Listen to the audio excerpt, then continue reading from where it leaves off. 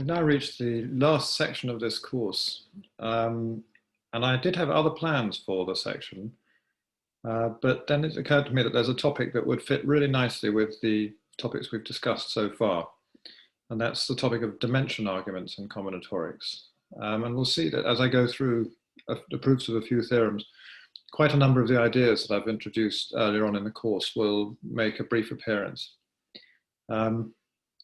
So the basic idea of a dimension argument is yet another example where we do a sort of, we're trying to count something and we come up with some sort of proxy for cardinality. So in this case, it's going to be dimensions. So if we want to get an upper bound for the size of a set, the basic technique is to interpret the elements of the set about which you have certain assumptions as elements of some vector space, and you try to prove that the elements are linearly independent and the vector space doesn't have too large a dimension.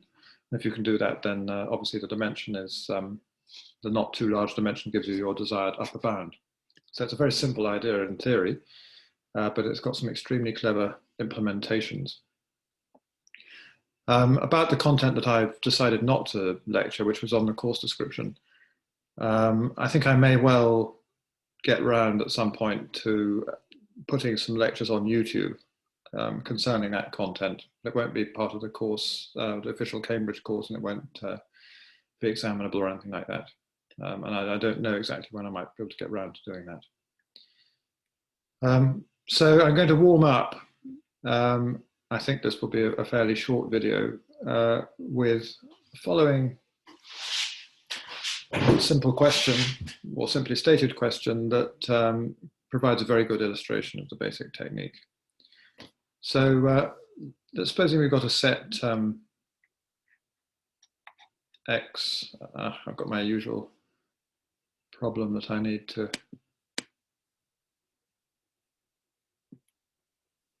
thicken my pen. Okay, here we go. So I've got a set X that lives in Rn. I'm going to start with a problem that's particularly simple. So let's suppose that the number of distances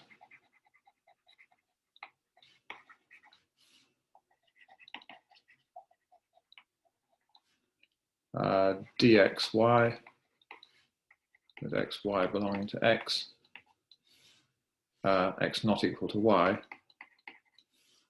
is 1. And the question is, how large can x be? So this is not the question we're going to be talking about in the lecture, but I just thought I'd mention it because we're going to be talking about something that's somewhat similar. And it's fairly simple to see that the answer is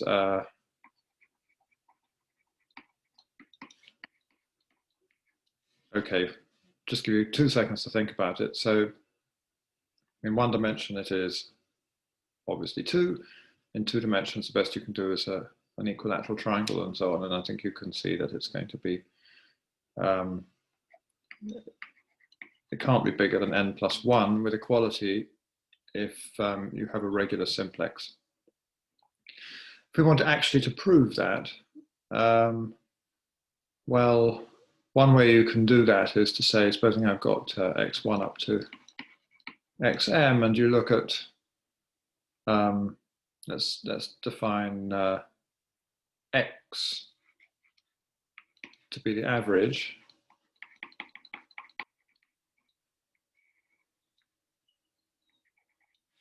And then we let yi be xi minus x over the norm of xi minus x. Actually, do I want to do it quite like that?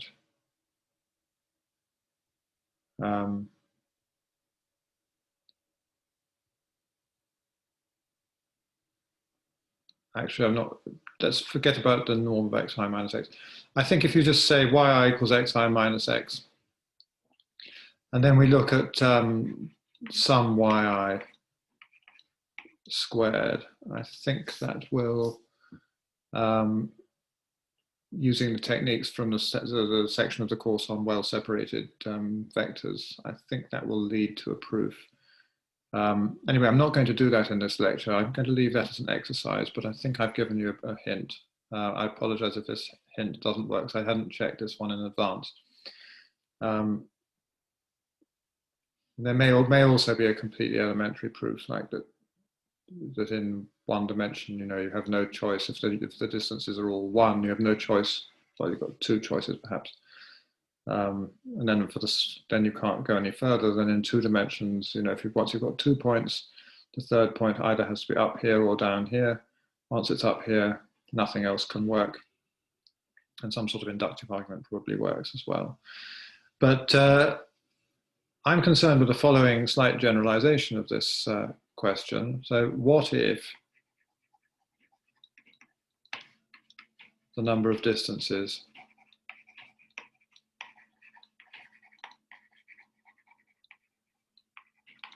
is at most 2? So the number of distances of distinct elements of X is at most 2.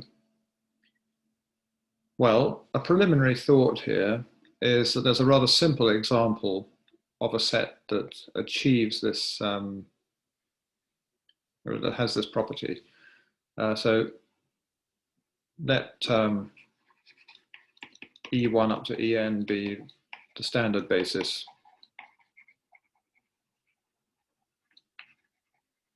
of Rn. Then the vectors Ei plus Ej, I not equal to j, determine two distances.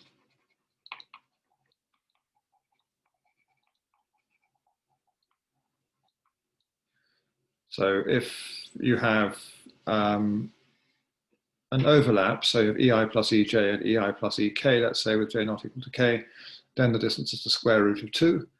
If you don't have an overlap, then the distance is 2. And those are the two possible distances. Now let's, so that tells us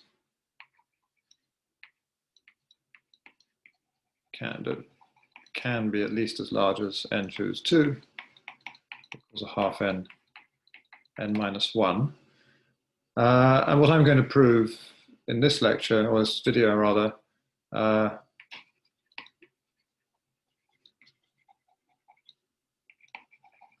it's a bound that's pretty similar to this, but not quite the same. So a half n plus 1, n plus 4.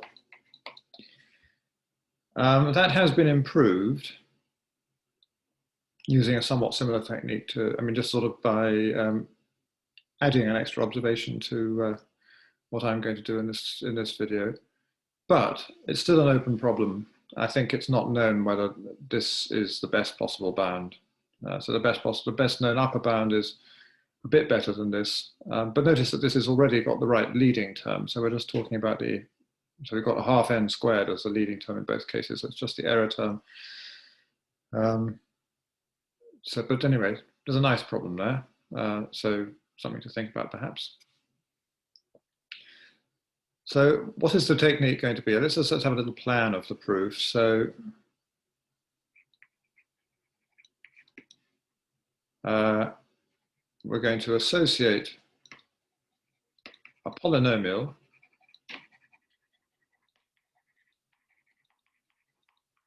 So polynomials come in here, which is quite nice since we've had a bit of time with polynomials.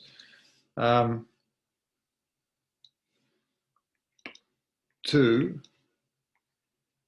show that these polynomials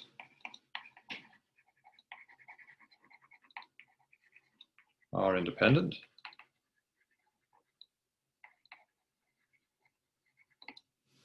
And 3, show that they live in a space of dimension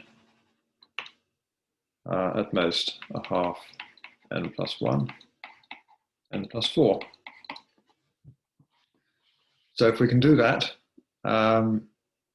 then we'll be done. Now, in all these proofs that use polynomials, there tends to be the process of choosing the polynomials tends to be something that's sort of natural in hindsight. And then when you think about it a bit more, you can sort of say, well, maybe it was even natural in advance. You just want to choose something that's closely related to the problem. So what are we talking about here? We're talking about distances between vectors. Oh, by the way, oh well, I know. So, and we're having the assumption. So let's suppose that all distances are A or B. So those are our two distinct non-zero distances that we have between elements of X. So I want to write down a polynomial that somehow uses this information. And so here it is. Well, first of all, I'm going to write down a polynomial of two variables, actually. So define a polynomial on R2n by fxy equals, now what I'm going to write, I want to say the distance between x and y minus a times the distance between x and y minus b, but the distance between x and y involves a square root, so it's not very polynomial-ish, so I'll just square the distances. So we'll take x minus y squared minus a squared, and x minus y squared minus b squared. So x is shorthand, of course, for x1 up to xn, so this is a polynomial in two variables, and y similarly. And we can see that this expression here is sigma xi minus yi all squared, or sigma xi minus yi squared. So that's definitely going to be a polynomial of degree 4 in the xi's and the yi's. Well, let's just start with the easy part. Well, first of all, actually, how am I now going to associate a polynomial with each x? So now let fxy equal f of xy for each x. So if I fix x, so let's say for each x in x. So for a fixed x, this is now just a polynomial in y. So it's a polynomial defined on r to the n. It still has degree 4 because we've got some yi squareds in this bracket and we've got some yi squareds in this bracket, which looks a little bit worrying because we want them to lie in a space of dimension that's quadratic in n, and we've got quartic polynomials, but we'll see in a moment that that's actually not as worrying as it looks. But first of all, I want to argue that these polynomials are independent. So, and then then you'll see exactly why this was a sensible thing to choose. So note that if x and y belong to x, then fxy equals, right, now let's suppose that y doesn't equal x. Then we know that the distance between x and y is either a or b, so one of these two brackets is 0. So we get 0 if y doesn't equal x. If y does equal x, that's 0, and we just get a squared, b squared,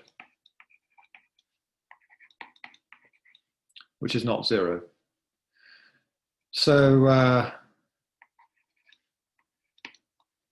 fxy equals a squared, b squared, delta xy. It follows immediately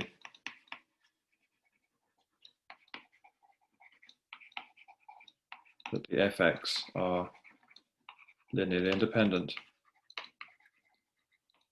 Why? It's just because if we just restrict to the values that the polynomials fx take on capital X, then we've found that we can generate all the basic basis vectors, all the sort of standard basis vectors of X, and so we can get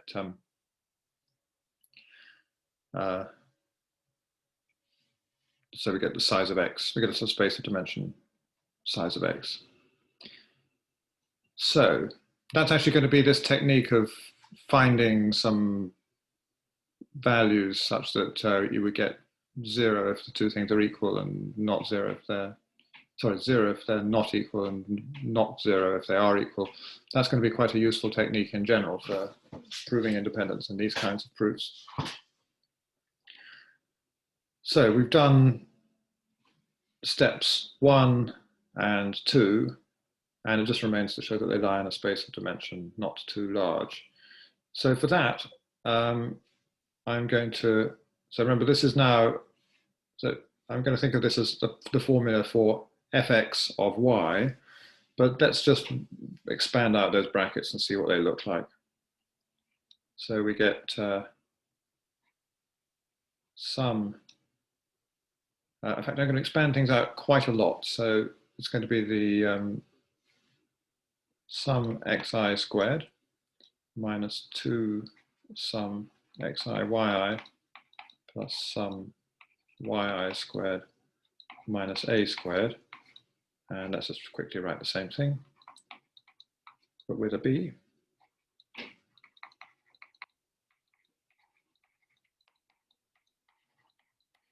There we go. So that's fx of y. So we're thinking of this now as a polynomial in y. So y doesn't, yeah, and it's just got this parameter x. So this lives in the space. So if all we said was this is a quartic polynomial in y1 up to yn, then we would get a bound that was of size roughly n to the fourth or up to a constant. That's not really good enough for our purposes. We want to get a nice quadratic bound. But what we notice is that we certainly don't get all quartic polynomials by any means. So for example, if we get a quartic term, it has to come from the sigma yi squared here and the sigma yi squared here. So it's generated by the polynomials. So basically the only way you get a quartic term is if it happens to be part of that polynomial. What about a cubic term? Well, there we can get it from either a yi here combined with this here, or a yi here combined with this here, which, and then this xi just is a constant. So I'm going to put yj times sigma yi squared, j equals 1 to n. So there are n of those polynomials, one of these, n of these. We can also get a yi from one bracket and a yj from another bracket. So let's put yi, yj, and that's I less than or equal to j. Because if I is greater than j, I've already counted it. And we can also get a yi, a sort of linear term here, together with the constant giving me a linear term. So I've got to allow myself the polynomials yi, I equals 1 to n. And finally, I can have a constant term, so 1. And what is the dimension?